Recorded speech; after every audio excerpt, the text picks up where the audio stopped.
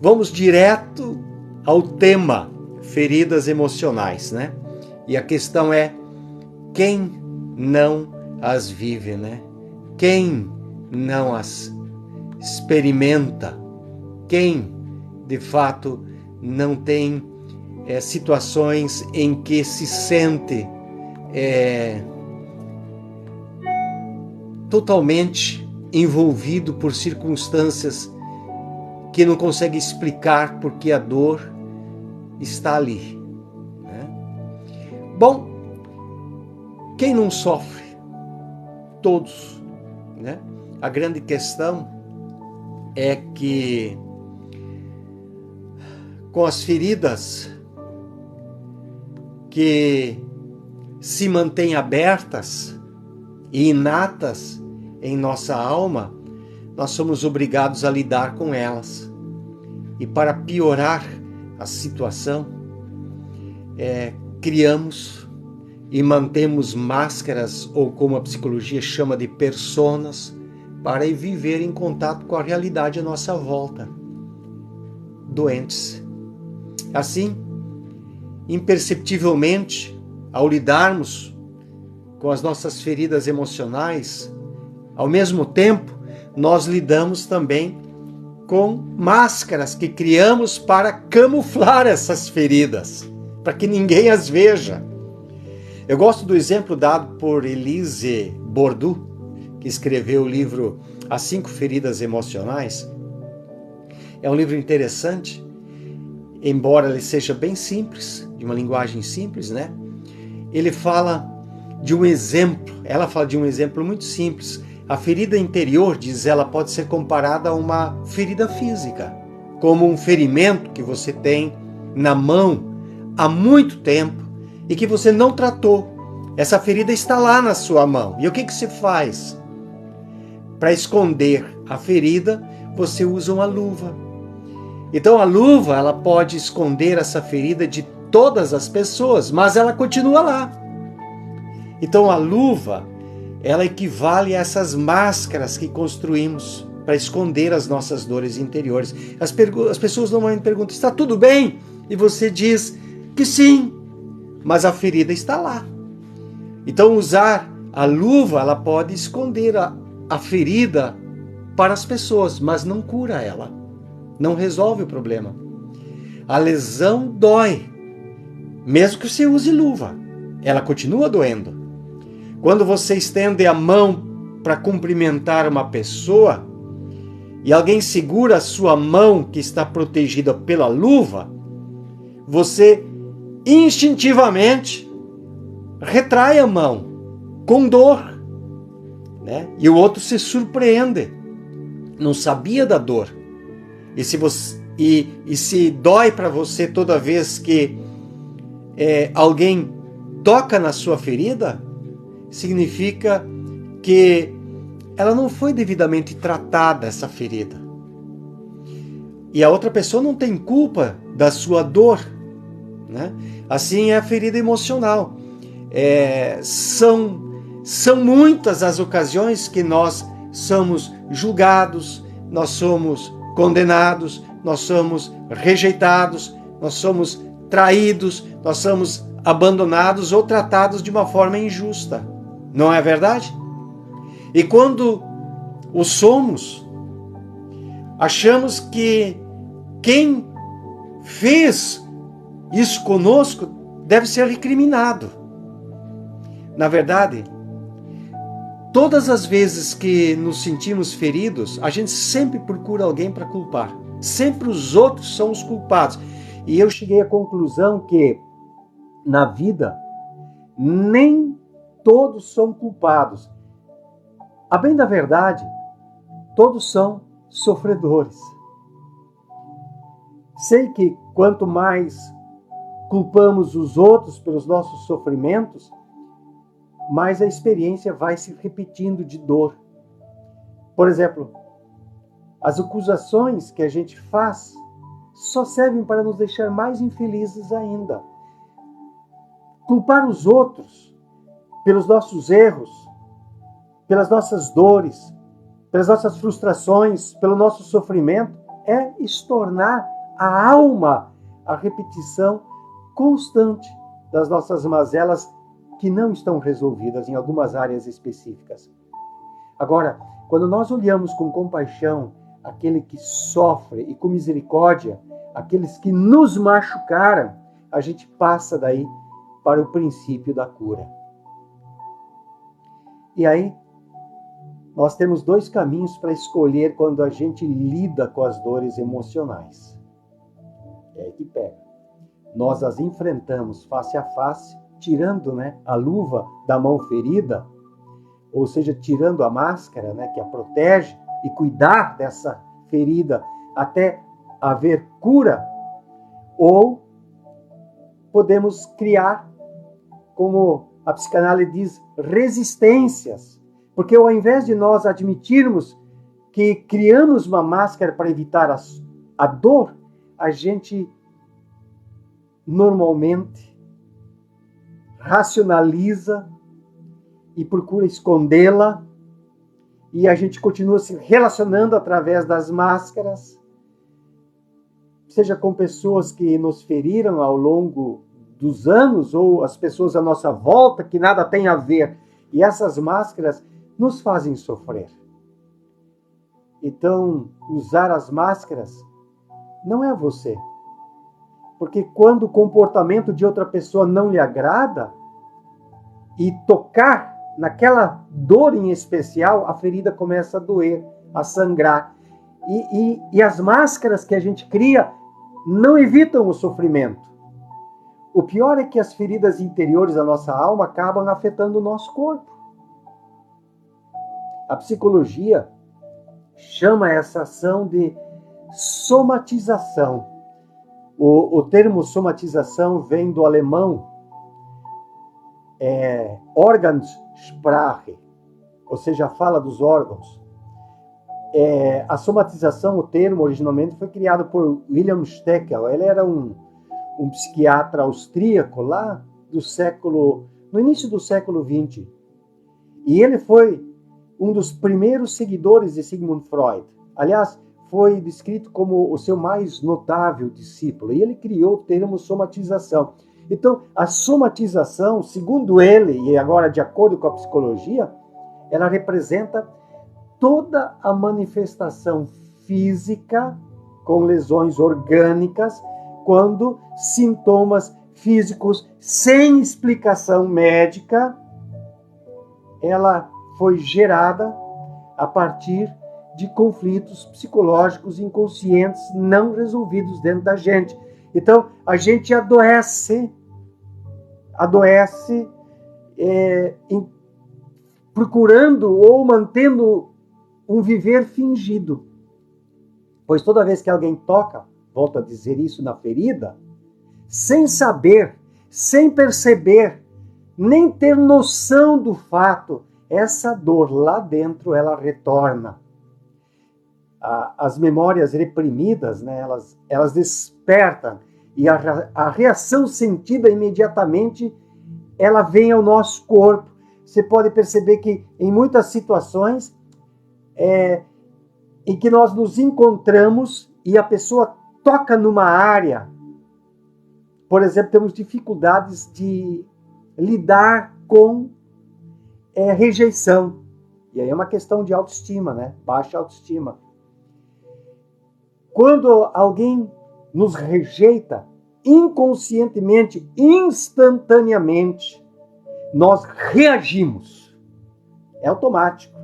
O nosso sentimento gera a química necessária para a fuga diante de um iminente perigo. O nosso cérebro não sabe discernir entre o perigo quando é real e imaginário. Isso leva algum tempo. E aí está a questão, por exemplo, da base da síndrome do pânico. É o medo. É o medo imaginário. Então, o nosso corpo imediatamente reage àquela situação de perigo.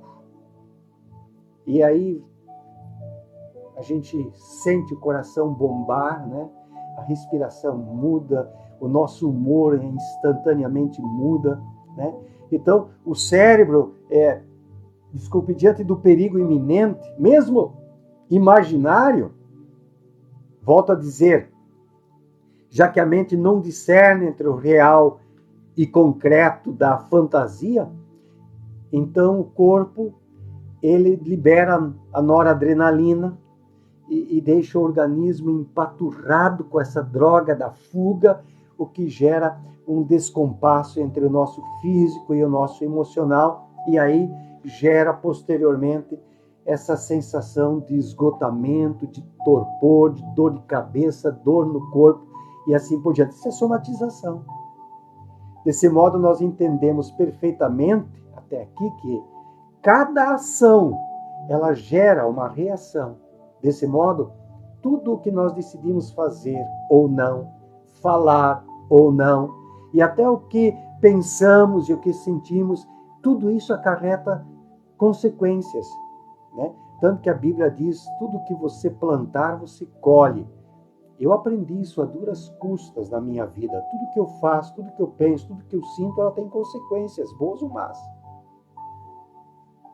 Mas, sobretudo, nós precisamos aprender a aceitar, ter escolhido, ainda que inconscientemente, viver aquilo o que escolhemos, sem negar e sem se justificar, porque normalmente nós procuramos justificar as nossas más escolhas e permanecemos nelas.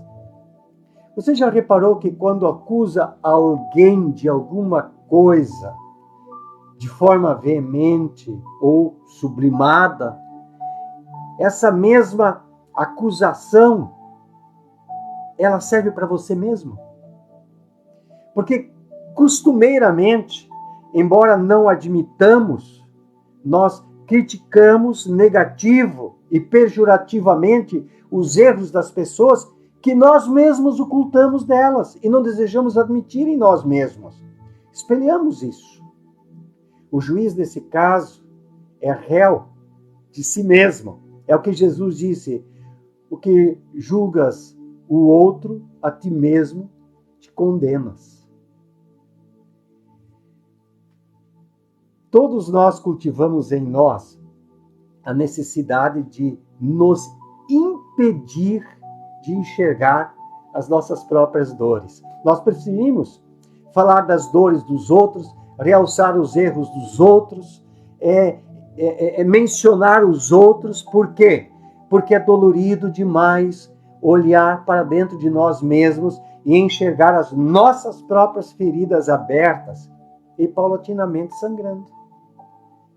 Daí a importância de nós nos conhecermos melhor e passar a nos aceitarmos com as nossas deficiências, nossas mazelas.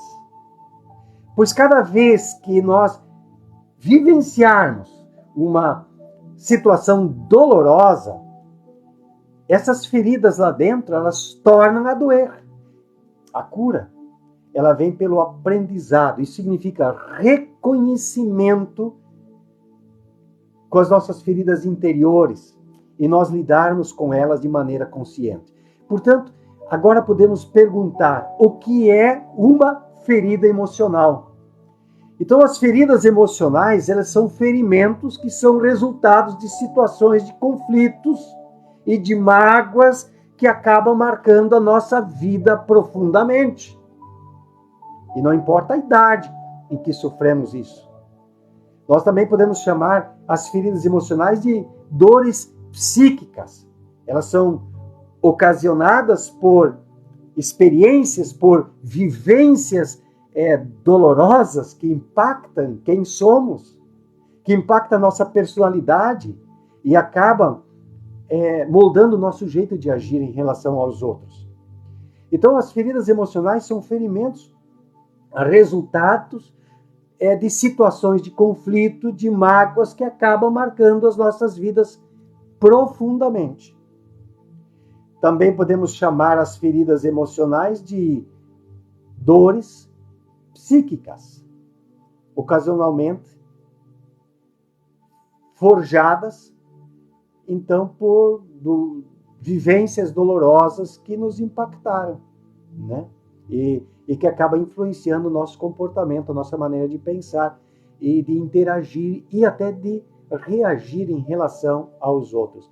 Ao longo dos anos, desde a infância, nós passamos por diversas experiências e únicas que podem nos afetar de alguma forma, seja experiências breves ou profundamente dolorosas que acabam causando essas feridas psicológicas. Segundo a escritora Lise Bourbeuf, não sei se é assim que pronuncia, existem pelo menos 5 feridas emocionais que grande parte das pessoas carregam consigo desde a infância, que podem resultar em problemas físicos nessas somatizações e também mentais. São elas. A primeira dela, ela diz, é a rejeição. Segunda, a injustiça. Terceiro, abandono.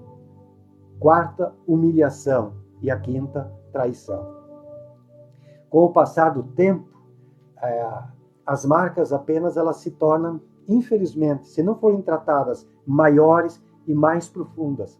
E elas acabam impactando todas as demais áreas da nossa vida. Elas acabam influenciando a maneira como lidamos com o nosso cônjuge, com nossos funcionários, com nossos patrões, com nossos amigos, com os nossos filhos. Então elas podem ser percebidas em todas as áreas da nossa vida. E, claro, acabam prejudicando a nossa saúde, os nossos relacionamentos, como eu disse, interpessoais, a nossa trajetória profissional, entre muitas outras questões. Agora, como é que essas feridas internas elas podem impactar a nossa vida? Quando não tratadas, confrontadas, essas feridas emocionais elas se tornam cada vez maiores. E os seus efeitos acabam influenciando não apenas alguns aspectos da nossa vida, mas principalmente em traços negativos em nossa personalidade. Isso é fato. Elas podem prejudicar, como eu já disse, a saúde física. A gente acaba apresentando sintomas físicos de dores, né? Podem afetar a nossa saúde mental, originando transtornos psicológicos, ansiedades, medos, angústias e, como eu disse, relacionamentos interpessoais. Por quê? Porque aí gera dificuldade em mantermos relações saudáveis com nossos parceiros, amigos, com nossa família, assim por diante. Em alguns casos, por não conseguir lidar com as situações que tendem a se repetir, as pessoas feridas emocionalmente, elas se tornam reféns de dores psicológicas tão profundas que acabam desenvolvendo vícios. Isso mesmo, vícios que são nocivos, comportamentos autodestrutivos e assim por diante. E como é que a gente pode curar uma ferida emocional? O mais indicado é procurar por um acompanhamento psicológico com um terapeuta, um bom profissional. Afinal, os traumas são experiências que marcam a nossa vida. E por mais que uma hora pareça não mais existir, a memória pode, vez por outra, trazer esse sofrimento de volta. Por isso, muitas pessoas sofrem de tristezas constantes, desânimos, depressão, né? Então, para se ver livre dessas dores emocionais, é necessário que o indivíduo ele trabalhe na raiz do problema, para que se possa aprender os gatilhos, para entender o que causou essa ferida e como curá-la, então. Outras formas de curar uma ferida emocional, por exemplo, é buscar o autoconhecimento, é reconhecer as marcas que você possui e como você pode lidar com elas, né? Isso é extremamente importante para que a gente possa crescer, amadurecer e agir e desenvolver, né, um autocuidado, né? A gente pode e deve aprender, inclusive, a abraçar esses sentimentos negativos com respeito e a gente se colocando em primeiro lugar, buscando saber quais são as origens desses gatilhos emocionais, né? Então,